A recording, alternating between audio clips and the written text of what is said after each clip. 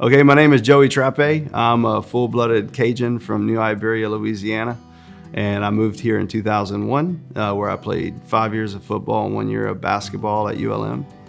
And started out as a school teacher at OCS for 1 year. And I think if you teach 8th grade, you would appreciate the fact that that's a tough year to teach. And I made a decision real quick that teaching wasn't for me. And I transitioned to the restaurant business in 2009, and from then on it flowed into opening 4 other restaurants.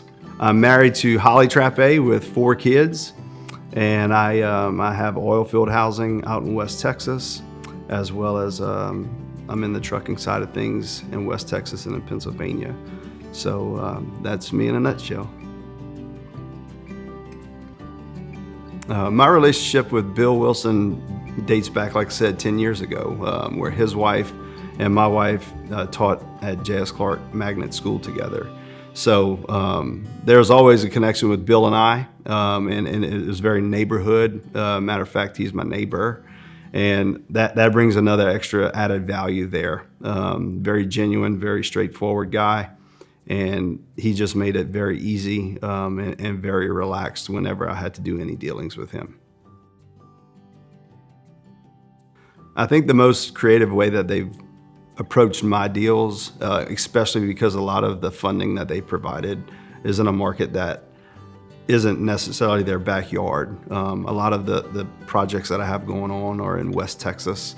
And that takes a very creative person to be able to see into the future and see into the vision and really get behind me on lending money on projects, especially in the West Texas housing sector.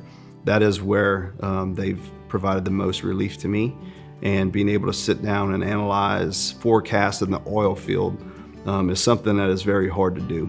And I think being able to sit down in a closed environment and just looking at all the data that I've provided to them, and having the wherewithal to understand where I was going with it, and having the same vision that I had, was very comforting and very good to help with the process.